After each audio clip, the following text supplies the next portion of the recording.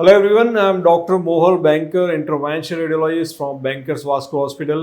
અને આજે આપણે વાત કરવા જઈ રહ્યા છે ઘૂંટણના દુખાવા માટે એક જાપાનીઝ ટેકનિક કે જેમાં વગર ઓપરેશને કોઈ પણ જાતના કાપકૂપ એનેસ્થેસિયા વગર ઘૂંટણનો દુખાવો કેવી રીતે જાય છે. આ ટેકનિકનું નામ છે જેનિક્યુલર આર્ટરી એમ્બોલાઇઝેશન. તો સૌથી પહેલાં જોઈએ કે આ જે પેશન્ટ્સને જે અમે ટ્રીટમેન્ટ આપી એની ક્લિનિકલ ફાઇન્ડિંગ શું હતા, એની હિસ્ટ્રી શું હતી. તો આ પેશન્ટ્સને લગભગ છેલ્લા 3.5 વર્ષથી દુખાવો રહેતો હતો. ડાબા જ ઘૂંટણમાં વધારે દુખાવો રહેતો હતો અને આ દુખાવો એટલો અસહ્ય હતો કે પોતાનું રૂટીન કામ પણ કરી શકતા નહોતા. હવે સૌથી પહેલાં જ્યારે અમારી પાસે બેન્કર્સ વાસ્કો હોસ્પિટલમાં જ્યારે પેશન્ટ્સ આવે છે ત્યારે અમે એનું ડિટેલ ઇવેલ્યુએશન કરીએ છીએ. ડિટેલ ઇવેલ્યુએશનમાં સૌથી પહેલાં ઘૂંટણનો દુખાવોના કારણો જે હોય એ અમે જુદા પાડીએ છીએ. ઘણા બધા કારણો હોય છે ઘૂંટણના દુખાવામાં.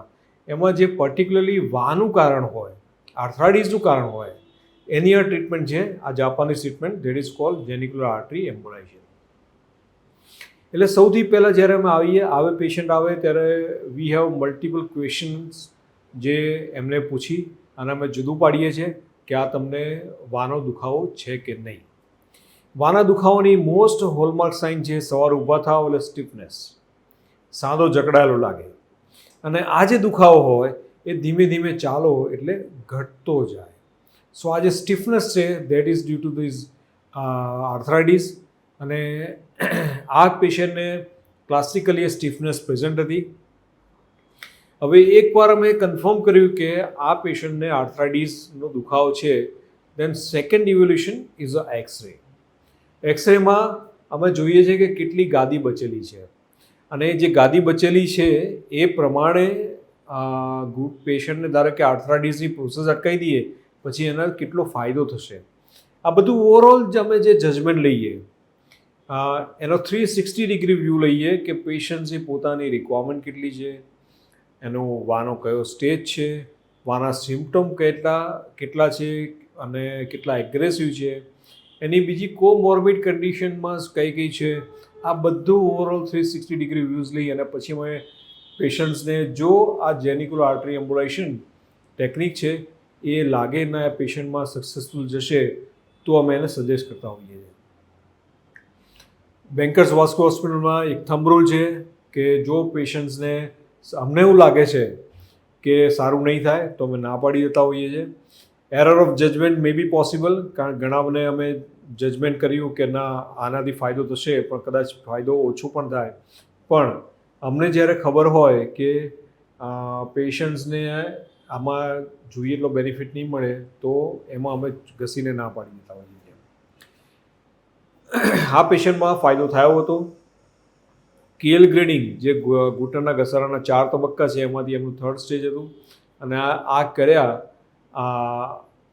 મેં ટ્રીટમેન્ટ જેનિક્યુલર આર્ટરી એમ્બોલાઇઝેશન એમાં એડવાઇસ કરી અને patient is operate for this treatment, કારણ કે એમને સર્જરી કોઈ પણ ભોગે કરાવી નથી. Then we go for this genicular artery એમ્બોલાઇઝેશન.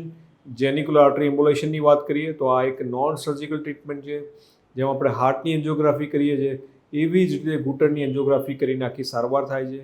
Single needle પંચરથી, કોઈ પણ જાતના ટાંકા કટ કશું જ નહીં, એક નીડલ પંચરથી આખી સારવાર થાય. અને આની અંદર જે ઘસારા માટેના જે સાઇટોકાઇન્સ હમણાં કેમિકલ્સ હોય એ કેમિકલ્સની રિલીઝ સાંધામાં અમે અટકાવીએ છીએ. સ્ક્રીન પર તમે જોઈ શકો છો કે આ જે જેનિક્યુલર આર્ટરી એમ્બોલાઇઝેશન છે એમાં જે વાસ્ક્યુલર બ્લશ એટલે જે તમને બ્લેકિશ એરિયા દેખાય છે એ સાઇટોકાઇન્સની રિલીઝ થતો એરિયા છે. એકવાર આપણે એ આઈડેન્ટિફાઈ કર્યું પછી એની અંદર આપણે આ 45 માઇક્રોન પાર્ટિકલ્સ ઇન્જેક્ટ કરીએ છીએ. ધીઝ આર ધ એમ્બોલાઇઝિંગ પાર્ટિકલ કે જે નાની જે 45 માઇક્રોન્સથી 60 માઇક્રોન્સની નળીઓ છે એમાંથી એ સાઇટોકાઇન્સની રિલીઝ અટકાવે છે. અને એ કર્યા પછીનું પિક્ચર તમે જોશો તો નોર્મલ વેસલ્સ ઇન્ટેક્ટ છે પણ સાઇટોકાઇન્સની રિલીઝ કરતીવાળી નળીઓ છે એમાંથી રિલીઝ અટકી ગઈ છે. આવું કરવાથી ઘૂંટણનો ઘસારો દૂર થાય અને ઘૂંટણનો ઘસારો જો અટકી જાય તો એને કારણે દુખાવો દૂર થાય. સો આ ટેકનિક છે જેનિક્યુલર આર્ટરી એમ્બોલાઇઝેશન ને એનાથી પેશન્ટ્સને ઘણો બધો ફાયદો થાય છે. કેમ? કારણ કે સર્જરી વગર તમે તમારો કુદરતી સાંધો સાચવી શકો છો. સેકન્ડ થિંગ કે આની અંદર કોઈ પણ જાતના ટાંકા કટ નથી, થર્ડ થિંગ, કોઈ ફિઝિયોથેરાપીની જરૂર નથી. અને ફોર્થ, અડધી કલાકની પ્રોસિજર, 8 કલાકમાં તમે ચાલતા થઈ જાઓ છો. So this is a really blessing for many patients. અને જેને ઘૂંટણની સર્જરી ના કરાવી હોય એના માટે એક આશીર્વાદરૂપ છે.